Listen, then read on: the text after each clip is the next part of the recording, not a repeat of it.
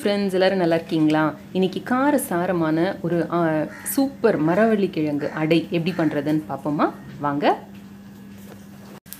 இந்த ரெசிபியோட செய்முறை விளக்கம் இன்க்ரீடியன்ட்ஸ் எல்லாமே தெரிஞ்சுக்கிறதுக்கு www.happyhomemakersrecipes.blogspot.com நான் அந்த லிங்க்கை கொடுத்துருக்கேன் கீழே டிஸ்கிரிப்ஷன் பாக்ஸில். அதை கிளிக் பண்ணிங்கன்னா பார்க்கலாம்.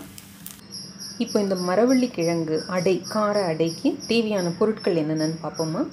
1 கப் அளவுக்கு இட்லி அரிசி ஆர் புழுங்கரிசி எது வேணால் எடுத்துக்கலாம். இதை நல்லா ஒரு 4 மணி நேரம் ஊற வச்சு களைஞ்சு நான் எடுத்து வச்சுருக்கேன். நல்லா ஊறி ரெடியாக இருக்குது. இதற்கு தேவையான அளவு உப்பு, 1 கப் அளவுக்கு துருவிய மரவள்ளிக்கிழங்கு, தோலெல்லாம் நல்லா எடுத்து சுத்தம் பண்ணிவிட்டு துருவி ரெடியாக வச்சுருக்கேன். 4 சிகப்பு மிளகாய்கள் எடுத்திருக்கேன். ஒரு சின்ன நெல்லிக்காய் அளவு புளி எடுத்திருக்கேன். இது எல்லாத்தையும் தண்ணியில் ஊற வச்சுருக்கேன். தண்ணியில் ஊற வச்சோம்னா அரைக்கிறப்ப நமக்கு ரொம்ப ஈஸியாக இருக்கும். இப்போ இது எல்லாத்தையும் சேர்த்து போட்டு நம்ம ஒரு மாவை அரைச்சிக்க போகிறோம். முதல்ல இந்த மிளகாய், புளி, இந்த மரவள்ளிக்கிழங்கு துருவியது இதை முதல்ல நல்லா அரைச்சிக்கிட்டு அதுக்கப்புறமா நம்ம அரிசியை போட்டு அரைச்சிக்கலாம் மிக்சியில்.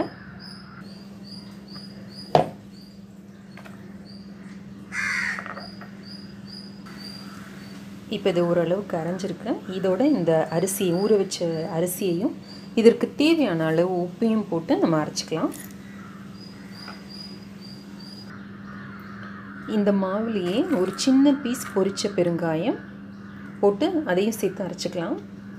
ஏன்னா கிழங்கு சில நேரம் வயிற்றில் சில பிரச்சனைகள் ஏற்படுத்தினாலும் இந்த பெருங்காயம் போட்டால் எதுவும் ஆகாமல் இருக்கும். அதனால்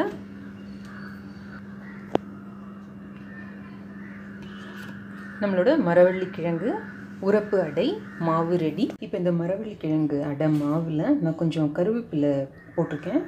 கொஞ்சம் தேங்காய், ஒரு 2 டேபிள் ஸ்பூன் அளவுக்கு தேங்காய், திருவின தேங்காய் போட்டிருக்கேன். இதையும் போட்டு நல்லா மிக்ஸ் பண்ணிக்கலாம். கல் இப்போ நல்லா சூடாக இருக்குது. அடை செஞ்சிடலாம்.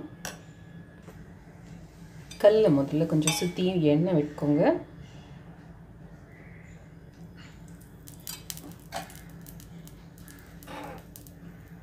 விட்டுட்டு நம்ம மாவு சுட ஆரம்பிக்கலாம்.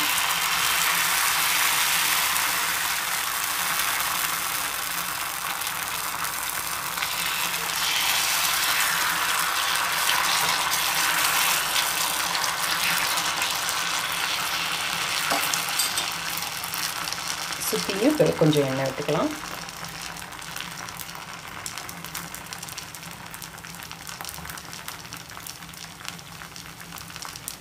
நடுவில் மட்டும் சின்னதாக இந்த மாதிரி ஒரு ஓப்பனிங் பண்ணிக்கோங்க. பண்ணிவிட்டு அதில் கொஞ்சம் எண்ணெய் விட்டிங்கன்னா அடை நல்லா சீக்கிரமாக வேகும், நல்ல முறுமுறுப்பாகவும் இருக்கும். இது நம்ம தோசையை விட கொஞ்சம் திக்காக ஊற்றுறோம் இல்லையா?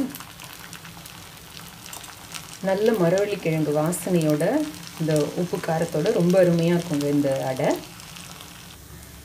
இப்போ ஒரு பக்கம் நல்லா வெந்திருக்கு. அடுத்த பக்கம் திருப்பி போட்டுடலாம்.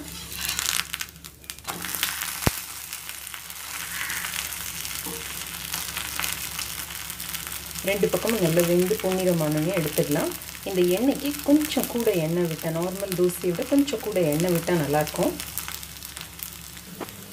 இப்போ நம்மளோட மரவள்ளிக்கிழங்கு அடை ரெடியாக இருக்குது. கார அடை வெல்லத்தோடு சாப்பிட ரொம்ப டேஸ்ட்டாக இருக்குங்க. இந்த மாவு புளிக்க வைக்க வேண்டிய அவசியமே கிடையாது. செஞ்ச உடனே நம்ம அரைச்ச உடனே நம்ம செஞ்சு சாப்பிடலாம். இந்த ரெசிபி உங்களுக்கு பிடிச்சிருக்கும்னு நினைக்கிறேன். அவசியம் இந்த ரெசிபியை செஞ்சு பாருங்கள். செஞ்சு பார்த்துட்டு வழக்கம் போல் எனக்கு உங்களோட கமெண்ட்ஸையும் ஃபீட்பேக்கையும் எழுதி அனுப்புங்க. மறக்காமல் என்னோட சேனலுக்கு சப்ஸ்கிரைப் பண்ணுங்கள். என்னை ஆதரிக்கிற அத்தனை சப்ஸ்கிரைபர்களுக்கும் ரொம்ப ரொம்ப நன்றிங்க. வணக்கம். மீண்டும் இன்னொரு அருமையான ரெசிபியுடன் உங்களை சந்திக்கிறேன்.